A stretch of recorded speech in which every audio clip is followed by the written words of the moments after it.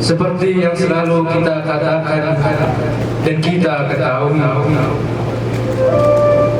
bahwasannya hanya ada dua pihak ketika kita mengenang tragedi Karbala.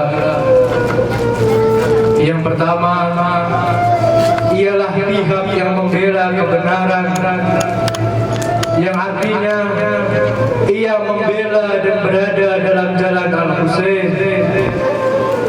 Dan pihak kedua ialah mereka yang berpangku tangan bungkam atas kebenaran, atau mereka yang berpaling dari kebenaran dan bahkan mendukung kemungkaran dengan memihak dan membela Yazid Rahmatullah alaihi.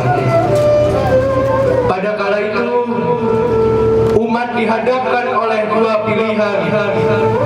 Entah mereka harus membela Al-Husain dalam menumpas kezaliman dan kebatilan, atau mereka harus memihak Yazid, yang artinya melegalkan kebatilan dan kemungkaran terus terjadi. Hari ini kita pun dihadapkan oleh dua pilihan.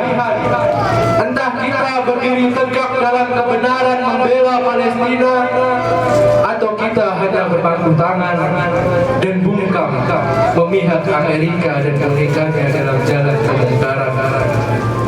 Ketahuilah ayolah ikhwah wal akhwat, saat itu hati orang-orang Kufah bersama Al-Husain, tetapi pedang mereka menghunus tajam di leher cucu Nabi tersebut. Saat ini hati manusia bersama rakyat Palestina, tetapi dia mereka siap menyantap setiap nyawa yang tersisa. Kala itu Imam Husain menyerukan pertolongan dan hanya 72 orang yang menyauti panggilan. Tapi kini Palestina berteriak meminta bantuan, tapi para penguasa hanya berpangku tangan mempertahankan kekuasaan. Karbala, seorang bayi yang tercekik kehausan, alih-alih mendapat air penawar dahaga, justru anak panah bermata tiga melesat dan menancap di lehernya. Palestina, ratusan bahkan ribuan bayi tercekik dahaga, alih-alih mendapatkan penawar dahaganya, justru ledakan rudal yang menjadi penghibur tenggorokannya. Di Karbala, para musuh membantai, membakar kemah-kemah dan mempermalukan keluarga Nabi. Di Palestina pula, para musuh membakar kemah-kemah, membantai dan mempermalukan umat Nabi. Bahkan mereka para musuh yang menyerupai Yazid pada zaman ini lebih mempermalukan umat Nabi dengan keberhasilan mereka membungkam umat zaman ini. Bukankah kalian mengetahui, barang siapa yang meridhoi perbuatan sebuah kaum, maka ia tergolong dari kaum tersebut. Barang siapa yang diam melihat kebrutalan Zionis, maka ia tergolong dari segala kebiadaban Zionis. Sudah sepatutnya manusia yang lahir dari madrasah Karbala akan terus berdiri tegak melawan segala kezaliman dan penindasan. Tidak akan ada yang keluar dari barisan bagaikan keluarga dan sahabat setia Abu Abdillah Husain. Tidak akan ada yang gemetar ketakutan karena teladan mereka adalah Abu Fadl Abbas dan Zainab.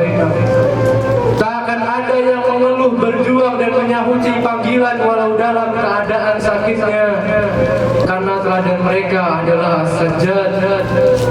Tak akan ada yang mengeluh keringnya tenggorokan dalam menyuarakan kebenaran dengan mengingat kehausan Suhaina, Ruqayyah dan Ali Asghar. Justru sebaliknya, akan lahir sosok Al-Hur yang menyambut kebenaran bersama imam zamannya. Air mata Karbala tidak mengajarkan kita semua untuk menutup mata dari segala kezaliman. terhadap kezaliman bagi mereka yang duduk di majlis-majlis Al-Husain merupakan sebuah kehinaan. Nilai kemanusiaan sedang dihinakan dan tak patut seorang yang mengaku sebagai manusia hanya berdiam diri berpangku tangan. Kami yang duduk di majlis-majlis Al-Husain akan terus melawan sebagaimana Al-Abbas di medan perang, dan kami sama sekali tak peduli akan semua ocehan yang kalian lontarkan. Setidaknya kami masih memiliki kehormatan daripada kalian yang hanya berkomentar tanpa tindakan. Berpikirlah yang benar, yang benar, sehingga pikiran tersebut akan mengantarkan kalian menuju perbuatan yang benar. Bagaimana bisa rencana normalisasi dengan kebiadaban terlintas dalam pikiran kalian, wahai para penguasa? Tidakkah kalian melihat segala kerusakan yang telah mereka perbuat? Bukankah kalian mendengar segala kebohongan yang telah mereka katakan? Tidakkah kalian mencium bau-bau darah dan jasad yang berlumuran di tangan lembut kalian? Normalisasi dengan Zionis hanya akan mengantarkan kepada titik paling rendah sebuah kehancuran. Normalisasi dengan mereka adalah sebuah kehinaan. Ayo wal akhwat, sudah bukan waktunya kita hanya berpangku tangan dan berdiam diri melihat penindasan yang sedang dipertontonkan. Setiap hal kecil yang kita lakukan akan menunjukkan sebuah keberpihakan. Entah itu keberpihakan terhadap kebenaran atau justru tergelincir dalam hinanya kezaliman. Ini bukan hanya sekadar tren yang harus kita suarakan, tapi ini tentang nilai kemanusiaan yang patut kita perjuangkan. Seseorang yang mengambil pelajaran dari madrasah Karbala sudah sepatutnya terpanggil melihat nilai kemanusiaan dan keadilan yang sedang dihinakan. Detik ini pun bukan lagi waktunya untuk memperkaya narasi perpecahan. Sudah selesai masanya ego kita dibakar dengan segala perbedaan. Narasi perpecahan terus digemborkan, kita termakan dan musuh bertepuk tangan. Masalah Gaza menuntut kita untuk bersatu. Yang terjadi di Gaza adalah bukti kita telah dikalahkan karena adu domba. Sudah waktunya manusia sadar akan hal ini.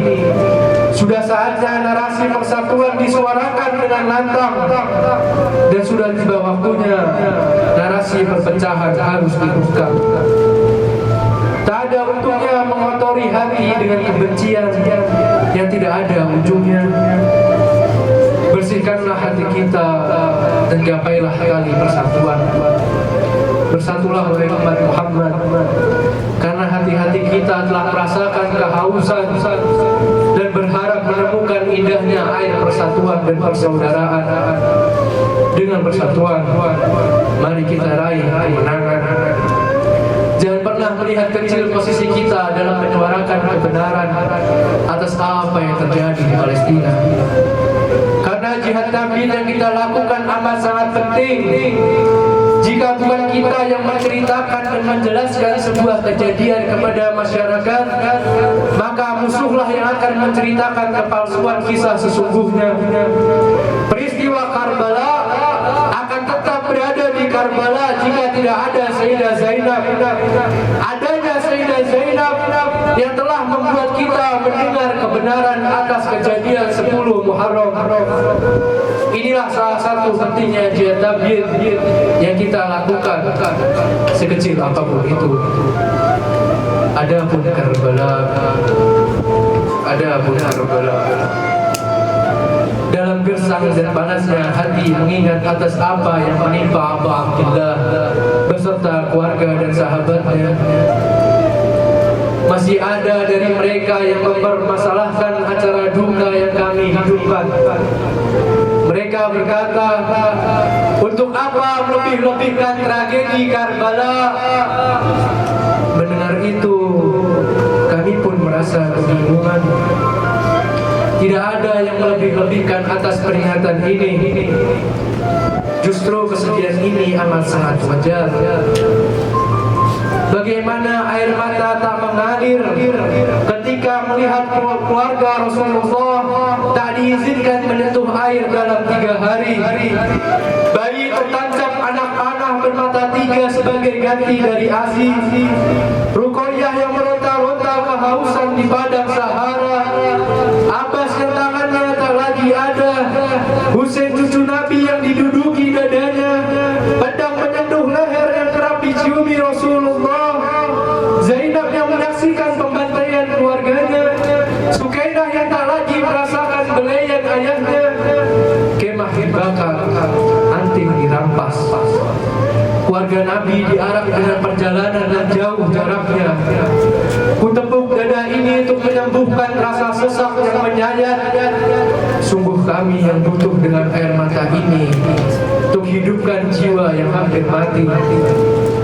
Karbala, Karbala, kesedihan bagi Alawi dan kebahagiaan bagi Umawi. Justru kamilah yang patut bertanya, mengapa kalian begitu mempermasalahkannya? Batu pun menangisi Al-Husain. Langit memerah berduka atas apa yang menimpa cucu Rasulullah. Bagaimana bisa kami manusia yang memiliki hati nurani dilarang untuk menangisi apa yang menimpa Husain cucu Nabi? Kalian mengaku sebagai pecinta Nabi, tapi selalu menyembunyikan sejarah terbantainya cucu Nabi. Wahai kalian yang serupa dengan Yazid di zaman ini, mungkin semangat dan pengetahuan yang kami miliki telah membuat takut para pengkhianat dan pengingkar janji. Kalian ketakutan dikarenakan keberadaan kami di tempat-tempat suci. Kalian ketakutan atas cinta yang kami ekspresikan di madrasah Karbala. Kalian ketakutan atas cita-cita yang kami miliki serta keinginan untuk mengorbankan jiwa kami sendiri. Seolah-olah kalian merasa terancam atas pakaian hitam yang kami kenakan. Kalian terancam atas setiap air mata kami yang jatuh. Hati kami merintih, tapi hati kalian yang mendidih kepanasan. Kami yang mengenakan pakaian hitam, tapi justru hati kalianlah yang hitam. Kami yang menepuk dada, tapi dada kalianlah yang kesakitan. Wahai kalian yang berada di pihak Yazid, ketahuilah bahwa kalian telah memihak kemungkaran. Ketahuilah pula dengan siapa kalian sedang berhadapan. Kami adalah pecinta Nabi dan keluarga Nabi. Risalah kami Muhammadi, kepemimpinan kami Alawi, kesucian kami Fatimi, kedermawan kami Hasani, kemuliaan kami Husaini, kesetiaan kami Abbasi, kesabaran kami Zainabi, ibadah kami Sajjadi, syariat kami Bakiri, mazhab kami Ja'fari, toleransi kami Kazimi, kasih sayang kami Razawi, sifat pemaaf kami Takawi, cara berziarah kami Nakawi, pandangan kami Askari, dan harapan kami Mahdawi. Apa yang coba kalian lakukan untuk menakut-nakuti kami? Mati syahid. Mati syahid adalah impian kami. Hujanilah kami dengan api, bakarlah kami. Kami akan berdiri tegak dan merasa bangga bahwa kami pecinta Nabi dan keluarga Nabi. Kami adalah manusia-manusia yang lahir dari madrasah Karbala, madrasah yang mengajarkan kepada kita untuk berteriak